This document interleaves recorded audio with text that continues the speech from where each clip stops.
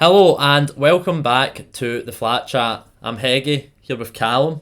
We're doing a wee bit of a different video today. First one of these that we've done. A match review.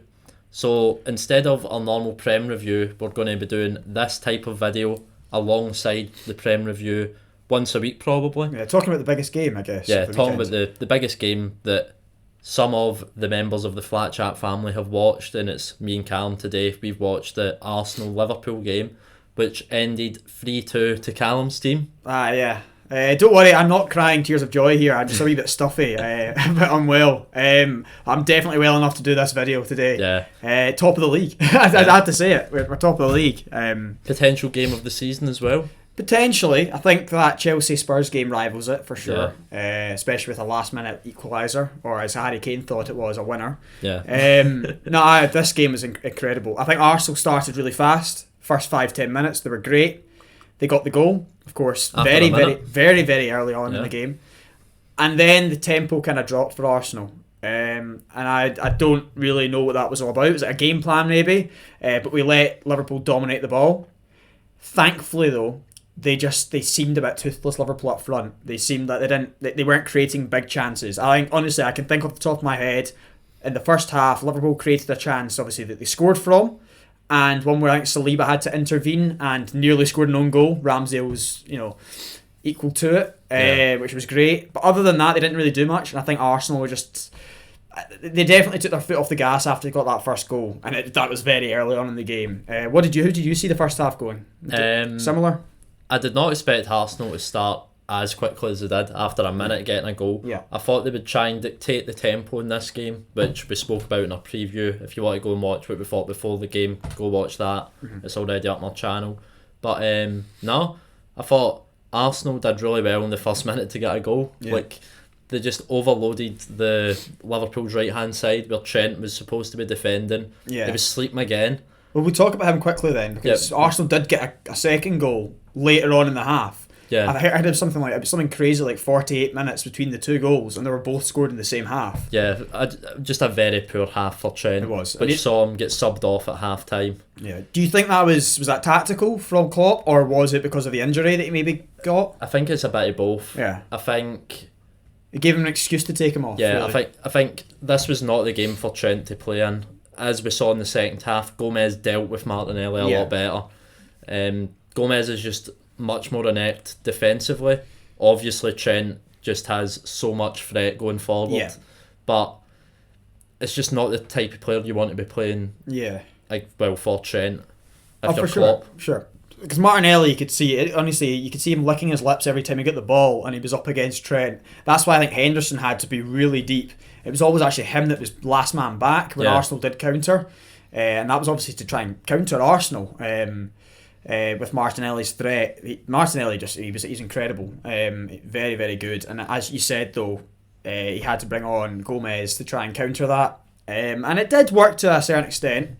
But Martinelli was vital in that first goal. He got an assist for the second goal. That one was probably even worse, I'd say, for Trent. Oh, he just ran into space. Completely. I think his head just goes and he just keeps running. He doesn't know what's going on. Martinelli cuts back inside, and it's excellent from Martinelli to find Saka. Surprisingly enough, it was Gabriel Magalhaes that was in the box. I thought it was Gabriel Jesus initially, but no, it was actually Gabriel Jesus' great work in his own half to turn away from Thiago and get the counter on, which was excellent. I think he was excellent today all day, Gabriel Jesus. What do you think about him?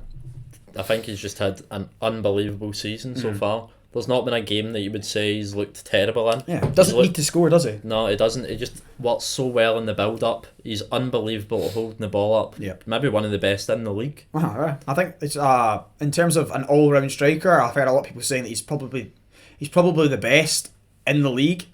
Obviously, we say that because you can't be the best striker in the league when you've got a league with Haaland in it. Yeah. It just makes the conversation null and void. Unfortunately, I think Callum Wilson made a joke about that, how there needs to be a silver boot. Because the golden boot's already wrapped up and it's only, October? Yeah.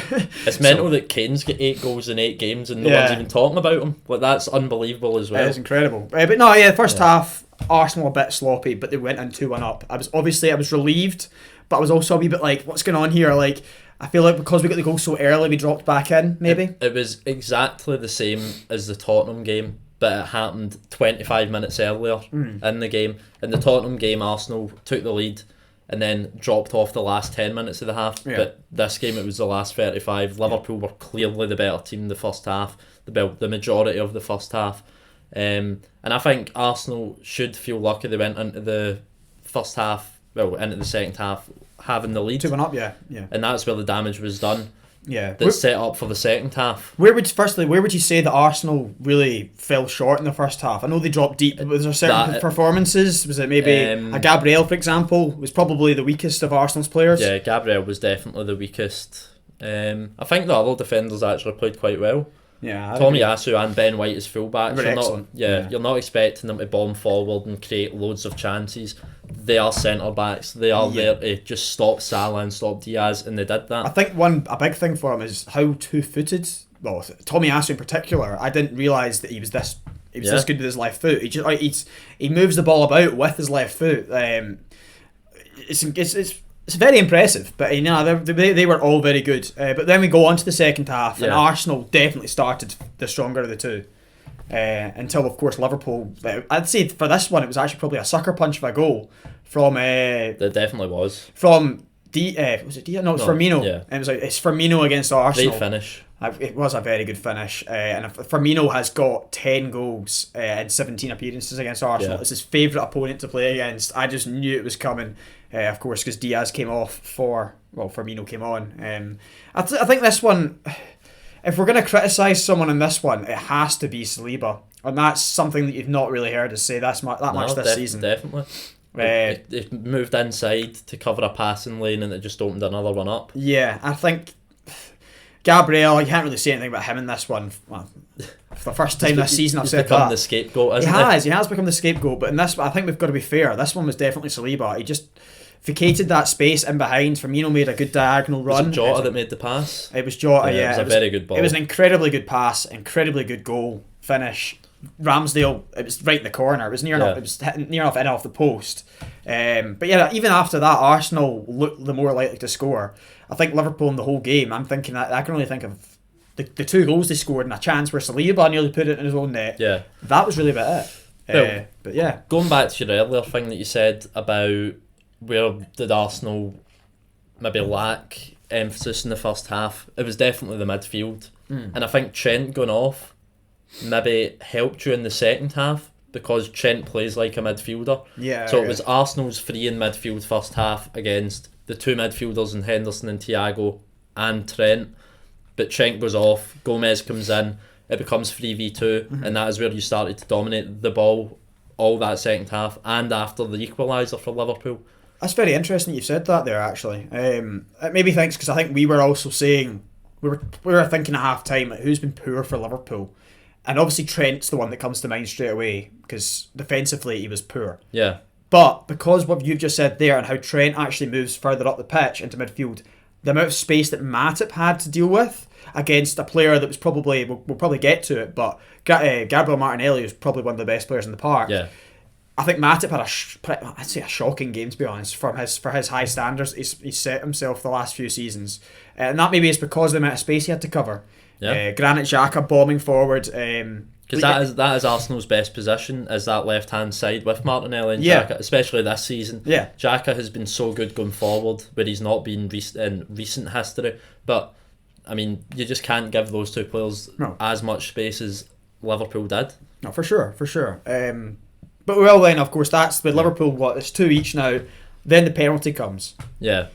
Some Liverpool fans saying it's soft. Of course, I think it is soft. I think it is a penalty though. But it's a penalty. Yeah. I think it definitely is a penalty. And Saka puts it away. I was very nervous here. Alisson's not the kind of man you want to be. Well, if you're the opposing team and if you got a penalty up against Alisson, you're worried. You think he can make something of it. He went the right way. He did, and it was just a really good penalty from Saka. Yeah. Fair play to him. But that was pretty much it. There was a few other controversial calls though. I think actually even the first goal, we were sitting watching it. I think what it is just the TV, the angle and the cut of the grass. We thought that Saka's trailing leg was offside. And it was really frustrating because they didn't show it. Yeah, Sky decided just not to show the replay. They just they showed actually more of the pass from Odegaard through to Martinelli than they did the Saka one.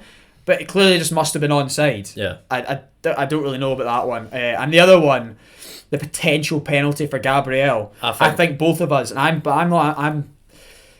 trying not to be biased here, and I've definitely not been biased because I probably would give a penalty for that as well. We've seen so many this season given as a penalty and last season. It's the consistency that's what lets us down here, isn't it? Because we have seen things like that given before. I think it's just very close to Gabriel when the ball gets kicked. I think Barnes said that at half time, and he's a Liverpool man. But yeah, what did you think?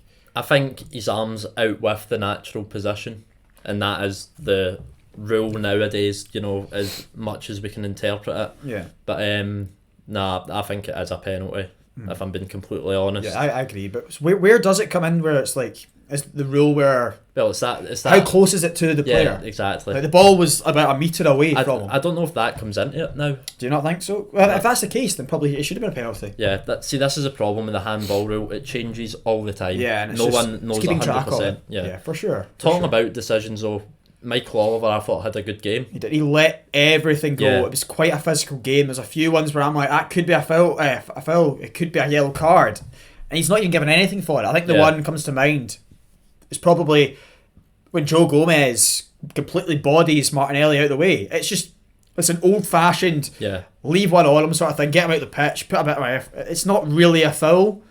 I kind of rate that. Obviously, I was shouting for it as an Arsenal fan, but for a ref, you just want consistency. Yeah. If you're consistent, you've had a good game, in my opinion. If you let everything go, then there's not an issue, and he did. So I think he had a good game. Yeah, I agree. I think Michael Oliver had a good game because Arsenal won. I think the game, Arsenal in the second half were really good.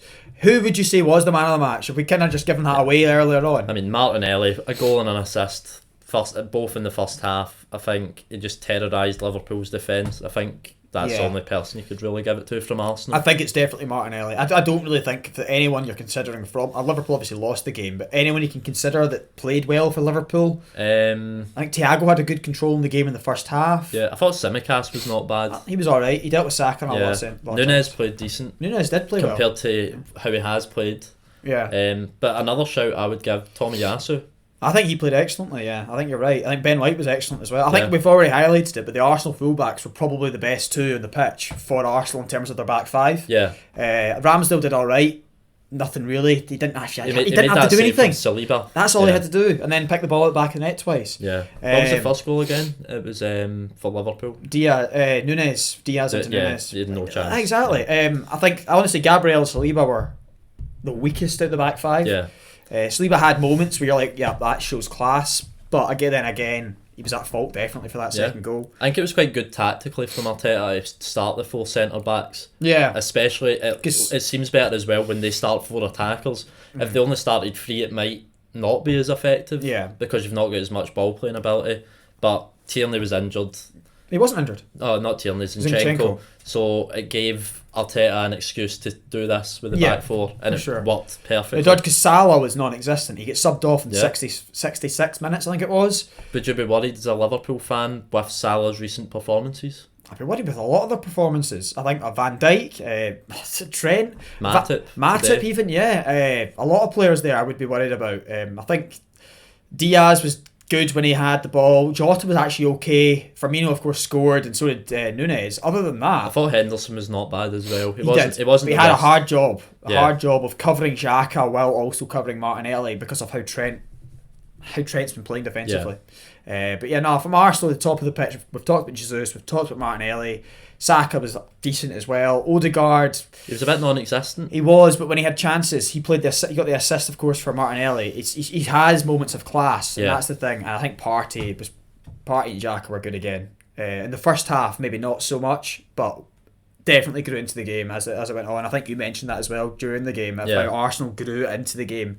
even as the game went on in the second half. They showed the stat. It was the second youngest team against the second oldest team, which could maybe play a part in that, more energy. Yeah. It might be that the inhalers have run out as well. It might be that, because Liverpool didn't look like they had a wee puff at half time. They didn't have Milner on, the 40-year-old man with the world's biggest lungs. Oh, exactly. But no, I'm very happy with this. And how far can Arsenal go? Well, I would say this result would definitely make you favourite for top 4. Yes. But it's still a hard ask with this City team. Yeah, I think right. I think any team in football history would be doing well to challenge this City team the way they're playing. Oh. They just look unbeatable. Yeah, I know. They've dropped points in 2 draws. That's the thing. I think with Arsenal, for me looking at it, I think Arsenal are clearly not favourites for the title. Obviously, they're probably second favourites right now. Yeah, second or but first. They're so far behind City because of how good they are. Yeah. But on the other hand, if I'm going to be a hopeful Arsenal fan, I'm looking at it and going, we only play City twice in the league. You can only drop 6 points. And you can only drop 6 points from that, and you can only get 3 points from each win. So it doesn't matter if City win 5-0 every week. You're only just going to have a really high goal difference. And that's, if I'm going to be hopeful, but I'm too pessimistic an Arsenal fan. I've seen too much hurt over the last 5-10 years. And City are just too good with Haaland in there. You just need to be happy as an Arsenal fan, challenging for top 4 and looking favourites. We've come a long way in the last 2 years. Definitely. Because there's been some torrid times under Arteta. Oh, for sure. But it looks as though it's clicking all at the start of the season, which is when you want it to click. Yeah, trust the process is what they said. Yeah. People were laughed at. They're not laughing now. No, we'll see how it goes. But yeah, that has been our review of the Arsenal-Liverpool game. If you like this kind of content, just talking about one game instead of kind of trying to jam everything into a slightly longer video, like all the games of the weekends, then leave us a like and leave us a comment as well. It'd be great. For all you guys coming over from TikTok, if there's any of you, hello. And leave a comment below if you're coming from TikTok. So. Yeah, and our review for all the other Premier League games will be out tomorrow if you want to see, but they won't be as in depth as this. Yeah, we talked quite a lot there. Yeah. I'm sure we'll work on the format for our match reviews as well in the future, and maybe we'll bring in more player ratings, things like that. If you let us know in the comments, we'll incorporate it. Yeah, for sure. Yeah. But yeah, anyway, thank you very much for listening.